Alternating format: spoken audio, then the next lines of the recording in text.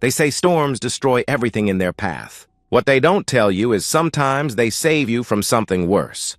I'm Daniel Carter, and until last weekend, I thought I had everything figured out. 18 years of marriage to Emily, a beautiful son named Matthew who just turned 15, and a life that looked perfect from the outside. Hell, it looked perfect from the inside too, or maybe I just wasn't looking close enough. Dad, you got the new lures? Matthew called from the garage, his voice cracking in that way that reminded me he was becoming a man faster than I was ready for. Already packed, I shouted back, checking my tackle box one more time. Our weekend fishing trips had become sacred over the years. Just us, the lake, and whatever was biting. Emily never came. Said she preferred her me time when we were gone. I never questioned it. Why would I? Standing in our kitchen now, watching Emily scroll through her phone with that distant look she'd been wearing lately, I should have seen the signs. The new gym membership she suddenly couldn't live without. The way she'd started wearing perfume to grocery shop. The late-night texting sessions she claimed were with her sister in Seattle. "You boys all set?" she asked without looking up. Her blonde hair was freshly highlighted. Another recent change. At 41, she looked better than she had in years. I'd been proud of her transformation, told myself it was just healthy midlife self-care. "Yeah, we're heading out in 20, I said, walking over to kiss her goodbye. She turned her cheek to me, still focused on her screen. "Weather looks perfect. Should be back Sunday afternoon." "Take your time," she said quickly, too quickly. "You two deserve a real break. Maybe even stay until Monday morning if the fish are biting." Matthew appeared in the doorway, all gangly limbs and excitement. "Mom, we're taking the cabin key, right?" "Of course, honey," she replied, finally looking up. For a moment, something flickered across her face. Guilt? Anticipation? I couldn't place it. "You boys have fun. Really bond, you know?" The family cabin was a 2-hour drive north, nestled on a private lake that had been in my family for 3 generations. As Matthew and I loaded our gear into my truck, I noticed Emily watching from the window. She waved, then disappeared back into the house before we'd even pulled out of the driveway. "Dad, did you see the weather update?" Matthew asked, fiddling with his phone as I navigated through our suburban neighborhood. "Clear skies all weekend," I replied. "Perfect conditions. Yeah, but there's something about a system moving in from the west. Says it might speed up," he mentioned. I glanced at the dashboard display. 72 degrees and sunny. Weather guys get paid whether they're right or wrong. "We'll be fine. The drive up was perfect." Matthew and I talked about school, his interest in engineering, the girl he'd been working up the courage to ask to homecoming. These conversations came easier on the road without the distractions of home.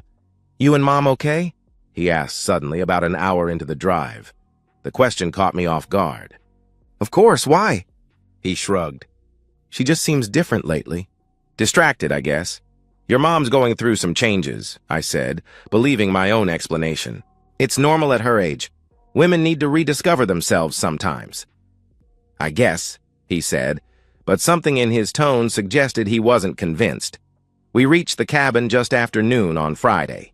The lake was glass smooth, perfect for bass fishing. As we unpacked, I found myself thinking about Emily's insistence that we take our time. She'd practically pushed us out the door. In 18 years of marriage, she'd never been so eager for us to leave. "Dad, check this out," Matthew called from the dock. "The barometer's dropping fast." I joined him, looking at the weather app on his phone. Sure enough, that western system had picked up speed. The forecast now showed severe thunderstorms hitting our area by Saturday afternoon instead of Monday. "We'll keep an eye on it," I said, though something cold settled in my stomach. It wasn't the storm that bothered me. It was the thought of going home early, surprising Emily. As Matthew baited his hook for our first cast, I pushed the feeling aside. Whatever was waiting for us at home could wait. Right now, I had a weekend with my son. I had no idea that in 24 hours, the storm would send us home a full day early, and I'd find an unfamiliar sedan parked in my driveway next to Emily's car. The drive home was brutal. Rain hammered the truck so hard I could barely see 10 feet ahead. Matthew gripped the door handle, his knuckles white as I navigated the winding mountain roads. What should have been a 2-hour drive stretched into 3 hours of hell. "Dad, maybe we should pull over," Matthew suggested as another lightning bolt split the sky. "We're almost there," I replied, leaning forward to peer through the windshield. 20 more minutes. The storm had rolled in faster and meaner than anyone predicted. By noon on Saturday, the lake had turned into a churning mess of whitecaps and debris. The Weather Service issued a severe thunderstorm warning, then upgraded it to a tornado watch. We'd barely managed to secure the cabin and get on the road before the worst of it hit. Now, at almost 9 o'clock Saturday night, a full day earlier than planned, we were finally turning into our neighborhood. The streetlights were out, leaving everything in darkness except for the occasional flash of lightning. Most houses were dark, probably power outages from the storm. "At least Mom's home," Matthew said, pointing to the warm glow from our bedroom window. "She left the light on for us." That's when I saw it, a dark sedan parked next to Emily's white SUV in our driveway. Even through the rain, I could see it wasn't a car I recognized. My hands tightened on the steering wheel. "Whose car is that?" Matthew asked. "Probably one of your mom's book club friends," I answered, though Emily's book club met on Wednesdays and they usually met at the library. "Maybe someone got stuck in the storm." I pulled into the driveway, parking behind the strange car. Connecticut plates. The rain had slowed to a steady drizzle, but we were both soaked by the time we reached the front door. I fumbled with my keys, noting that the deadbolt wasn't engaged, just the regular lock. The house was quiet when we entered, dark except for that upstairs light. I set down my gear, trying to shake off the unease crawling up my spine. Matthew started to call out, but I caught his arm. "Let's not wake anyone," I whispered. "If Mom has a friend over, they might be asleep." We moved through the familiar darkness of our home, dripping water on the hardwood floors. As we reached the bottom of the stairs, I heard something that made me freeze. Laughter. Soft, intimate laughter from our bedroom. Then the sound started. The creak of bed springs, rhythmic, unmistakable. "Mom must be," Matthew started to say, then stopped. Even in the darkness, I could see his face change as understanding dawned. The sounds grew louder, a man's groan. Emily's voice, breathy and urgent in a way I knew too well. The bed frame hitting the wall in a steady rhythm that matched my suddenly pounding heart. "Dad." Matthew's voice was small, broken. I couldn't speak. My mind was racing through explanations, each more desperate than the last. Maybe it was the TV. Maybe I was mishearing. Maybe, "Oh God, Jake!" Emily's voice cut through my denial like a blade. "Don't stop!" Jake Walter. The guy from 3 streets over who'd helped with our fence last month. Who'd been so friendly, so helpful. Who'd smiled at me while f***ing my wife behind my back. My hand moved without conscious thought, pulling out my phone. My fingers shook as I opened the camera app and hit record. Matthew grabbed my wrist. "Dad, don't," he whispered urgently. I looked at my son, saw my own devastation reflected in his eyes. "I need proof," I whispered back. "For court." The sounds upstairs intensified. The headboard was slamming against the wall now. Emily was moaning in a way she hadn't with me in years. Each sound was another nail in the coffin of our marriage. I started up the stairs, phone held steady despite my trembling hands. Matthew followed, his breath coming in short gasps that had nothing to do with our rush through the storm. The bedroom door was slightly open, lamplight spilling into the hallway. Through the gap, I could see shadows moving on the wall, 2 bodies intertwined, rising and falling. "Jake? Yes, right there!" Emily's voice was ecstatic, primal. My hand reached for the doorknob. 18 years of marriage. 15 years of raising our son. Thousands of days of trust and love and building a life together. All of it came down to this moment, standing outside my own bedroom door, listening to my wife scream another man's name. "That's it, baby," Jake's voice rumbled. "You like that better than what you get at home?" "God, yes," Emily gasped in response. "So much better. Daniel never—" I didn't let her finish. My foot connected with the door, sending it crashing open. The door slammed against the wall with enough force to crack the drywall. For a split second, everything froze, a tableau of destruction that would be burned into my memory forever. Emily was on top of Jake Walter, her back arched, hair wild around her face. The face that had smiled at me that morning, that had kissed our son goodnight for 15 years, now twisted in shock and horror as she saw us standing there. Jake was beneath her, his hands on her hips, his expression morphing from pleasure to terror in an instant. My phone captured everything. The tangled sheets, the scattered clothes, the bottle of wine on the nightstand, the expensive Malbec I'd been saving for our anniversary next month. "Daniel!" Emily screamed, scrambling to cover herself. "Oh God, no, no, no!" The sound that came out of me wasn't human. 18 years of suppressed rage, of small disappointments, of working 60-hour weeks while she spent her days at yoga and lunch with friends. All of it erupted at once. I dropped the phone, still recording, and lunged at Jake, my fist connected with his jaw before he could move. The satisfying crack of bone on bone sent him rolling off the bed, Emily tumbling with him. I followed him down, my knuckles finding his ribs, his stomach, anywhere I could reach. "Daniel, stop!" Emily shrieked, wrapping a sheet around herself. "You're going to kill him!" Jake tried to defend himself, but he was naked, disoriented, and I had the advantage of pure rage. My fist split his lip. Blood splattered across our bedroom carpet, the carpet Emily had insisted we needed to replace just last month. Now I knew why she wanted everything fresh and new. "Dad!" Matthew's voice cut through my fury. "Dad, enough!" Jake managed to scramble away, crab-walking backward, his hands covering his groin. His face was already swelling, blood streaming from his nose. He stumbled to his feet, grabbing for his pants. "I'm sorry," he babbled through broken lips. "Daniel, I'm so sorry. It just happened. Get out," I snarled, advancing on him again. "Get out of my house!" Jake gave up on his clothes. He bolted for the door completely naked, his pale ass disappearing down the stairs. I followed, Emily chasing after us with the sheet clutched around her. "Jake, wait!" she called after him. "Your clothes—" But Jake was already at the front door, fumbling with the lock. He yanked it open and ran into the storm, naked and bleeding. The sight would have been funny if my world wasn't ending. Porch lights flickered on across the street. Mrs. Gray's face appeared in her window, then quickly disappeared. Jake stumbled to his car, trying to cover himself with his hands. He couldn't find his keys. They were probably in the pants still on my bedroom floor. He ended up running down the street, disappearing into the rain-soaked darkness. Within minutes, the entire neighborhood would know. By morning, it would be all over town.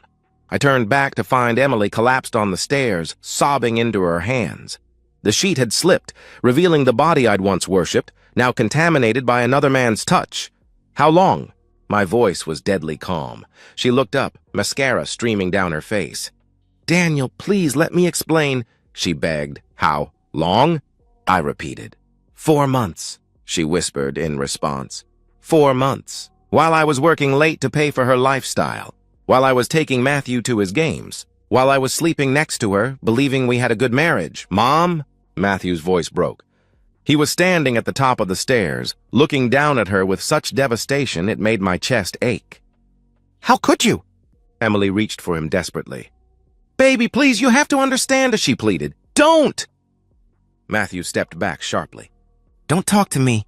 Don't ever talk to me again." The words hit Emily harder than any physical blow. She crumpled, wailing, begging. "Matthew, no. You're my son. I'm your mother." "My mother is dead," Matthew said coldly. "You're just someone who looks like her." I'd never been more proud of him or more heartbroken for him. "Pack a bag," I told Emily. "You're leaving. Tonight. You can't kick me out of my own home," she protested. "It's not your home anymore," I replied, picking up my still-recording phone, making sure to capture her, covered in nothing but a sheet, sobbing on the stairs. "You have 10 minutes to pack. Then you're gone." "Where am I supposed to go?" she wailed. "I don't care." "Jake's house." "Your sister's. Hell, sleep in your car." "Just get out," I answered flatly. She stood on shaking legs. "Daniel, please. We can work through this." "Counseling," she tried. 10 minutes, I repeated. "Or I call the police and have you removed." "On what grounds?" she challenged. I held up my phone. "Domestic disturbance, adultery, take your pick." She looked between Matthew and me, searching for any crack in our resolve. Finding none, she fled upstairs. We could hear her throwing things into a suitcase, sobbing the entire time. "Dad," Matthew said quietly, "I think I'm going to be sick." I guided him to the bathroom, held his head while he vomited, then sat with him on the cool tile floor. My son, my brave son, who'd just watched his world implode. "I'm sorry you had to see that," I said. "I'm not," he replied. "Better to know the truth." Emily appeared in the doorway with her suitcase, dressed in jeans and a sweater. Her face was swollen from crying. "Can I at least say goodbye to my son?" she asked. Matthew didn't even look at her. "Get out," he said firmly. She looked at me, one last plea in her eyes. "Daniel," she started. "Get out, Emily, and don't come back," I commanded. She left, rolling her suitcase through the puddles in the driveway, loading it into her SUV. I watched from the window as she sat in her car for 5 minutes, probably hoping I'd come out, tell her it was all a mistake, that we could fix this. I didn't. Finally, her taillights disappeared into the storm-soaked night. Margaret Steele's office smelled like leather and old money. The divorce attorney sat across from me, her silver hair pulled into a severe bun, her eyes sharp as surgical instruments. She'd been recommended by a colleague who'd gone through a brutal divorce and won everything.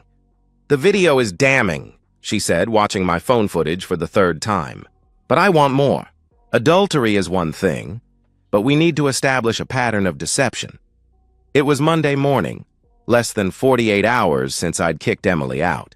I'd taken a personal day, dropped Matthew at school despite his protests that he didn't want to go. He needed normalcy, even if it was just an illusion. "What kind of pattern?" I asked. Margaret pulled out a legal pad. "Financial irregularities, unexplained absences, anything that shows she was using marital assets to facilitate the affair," she explained. I thought about our credit card statements, the ones Emily insisted on managing because she was better with finances. My laptop was in my bag. I'd brought everything I could think of. "Let's start with the finances," she suggested. "What?" We found over the next 2 hours turned my stomach. Restaurant charges on days I'd worked late, always for two, always at places I'd never heard of. A hotel charge from 6 weeks ago when she'd supposedly been visiting her mother. ATM withdrawals in parts of town she had no reason to visit. "This is good," Margaret noted. "But we need more context. When did the behavioral changes start?" I thought back. 4 months ago, she said. "That tracks with when she joined the gym, started the whole makeover thing. Pull the gym records. If she was meeting him there, we'll find a pattern," she instructed. My phone buzzed. Emily again. She'd called 43 times since Saturday night. I'd documented every attempted contact, every text message begging for forgiveness, for another chance to let her see Matthew. "Don't respond," Margaret advised. "Let her dig her own grave." By noon, we had a clear picture. The affair had been methodical, planned. Emily had opened a separate credit card I didn't know about, probably to hide expenses. She'd been meeting Jake at hotels when I traveled for business, at his house when his family was gone. "His family," I said suddenly. "Jake's married. 2 kids, Margaret smiled, a predatory expression. "Even better. We'll subpoena his wife for testimony if needed. Nothing like a scorned woman to strengthen our case," she replied. My phone rang. "Matthew's school, Mr. Carter. This is Principal Williams. We have a situation. Your wife is here, trying to see Matthew," the principal informed me. "She's not allowed near him," I said, my blood pressure spiking. "Matthew has made that clear." He walked right past her. "But she's causing a scene, refusing to leave," he continued. "Call the police if necessary." "I'll be there in 15 minutes, I responded. I arrived to find Emily's SUV in the visitor's lot, her inside it, sobbing. Matthew was in the principal's office, staring straight ahead with that same cold fury I'd seen Saturday night. "You okay?" I asked him. "She ambushed me at lunch," he replied. Started crying, begging me to forgive her. Everyone saw. The humiliation on his face broke my heart. Bad enough his mother had destroyed our family, now she was destroying his reputation at school. "I'll handle it," I assured him. I walked to Emily's car, knocked on the window. She looked up with hope that crumbled when she saw my expression. "If you come near Matthew again, I'll file a restraining order," I warned. "He's my son," she cried out. "You should have thought about that before you spread your legs for Jake Walter," I shot back. The crude words made her flinch. "Good. Daniel, please. I made a mistake," she pleaded. "A mistake is forgetting to pay a bill. You made a choice. For 4 months you made that choice over and over again. Now leave, or I'll have you arrested for trespassing," I stated firmly. That afternoon, Margaret called with more news. Jake Walter had fled to his brother's house in New Jersey. His wife had kicked him out after the whole neighborhood witnessed his naked sprint through the storm. She was filing for divorce and wanted to know if I'd testify. "Absolutely," I confirmed.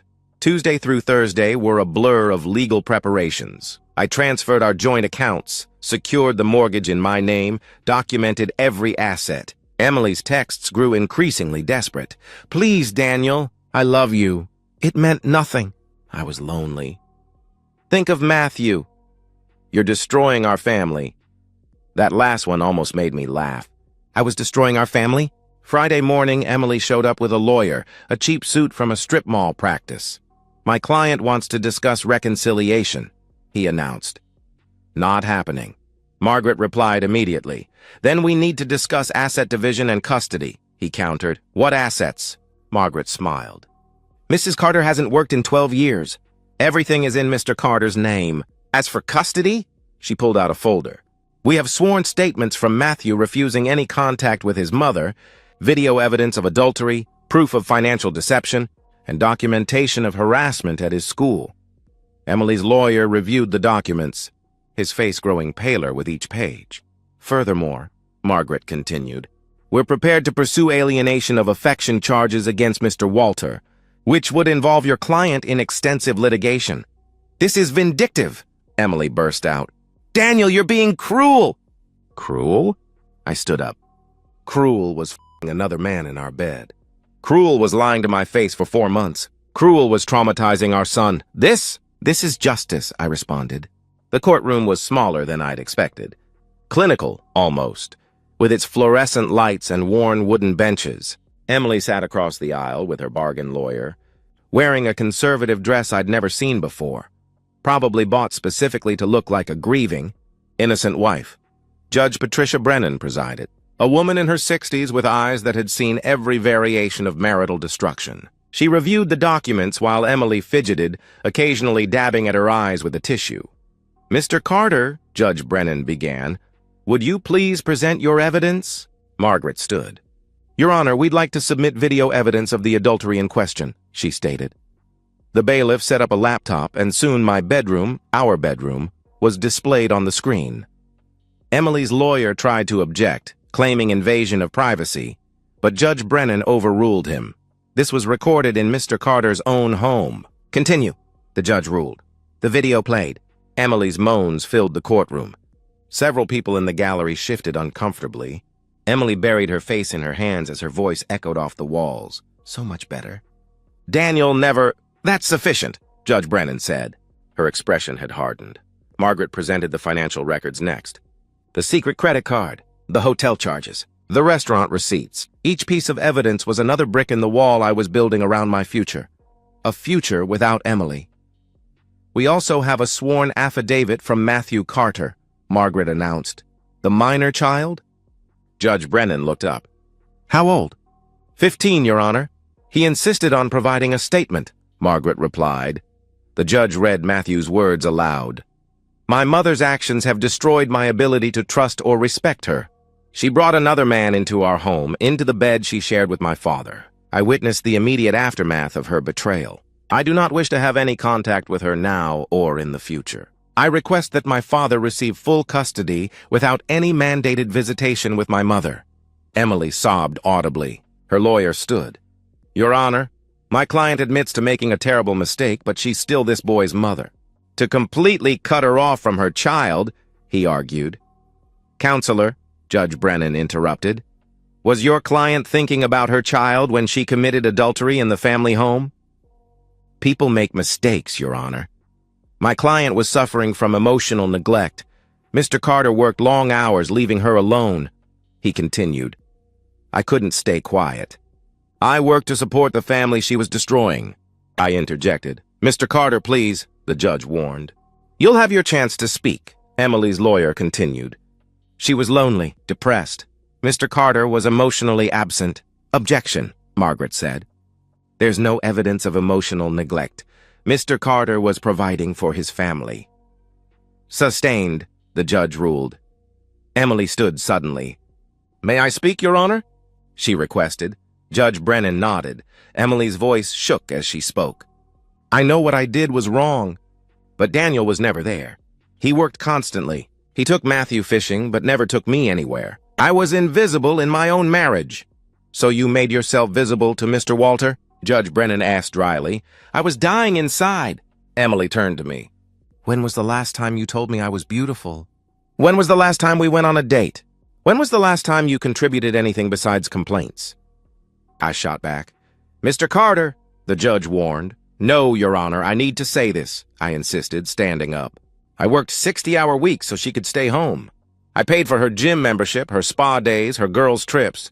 I never questioned the expenses, never complained when she was too tired for intimacy, but somehow had energy for Pilates at midnight.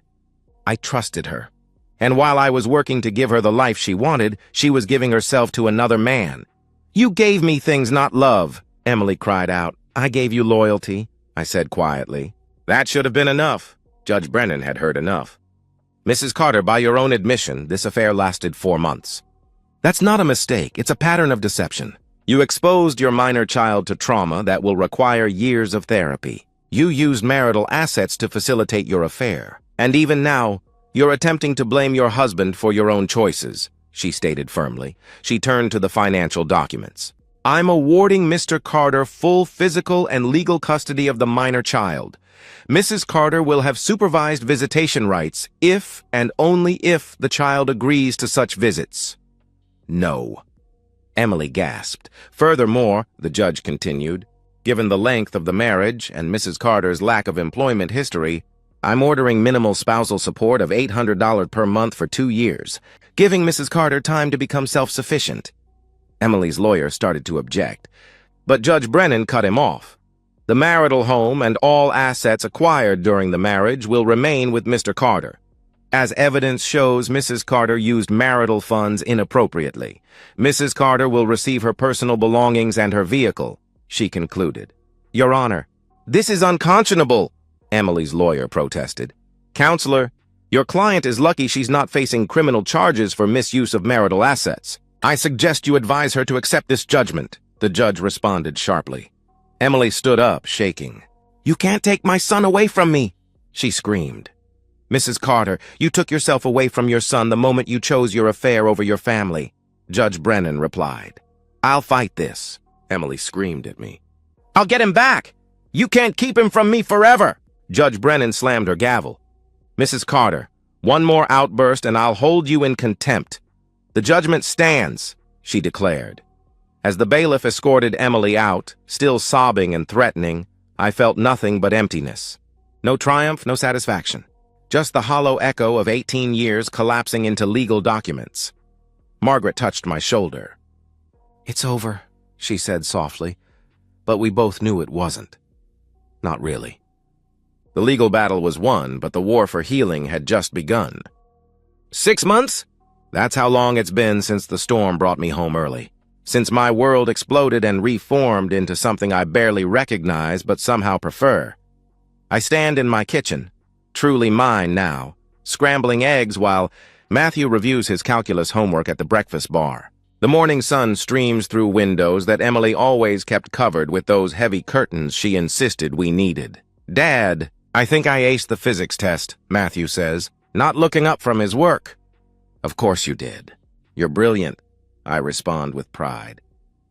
He smiles, something that's come back slowly over these months. The therapy helped, but mostly it was time and the realization that we're okay. Just the two of us.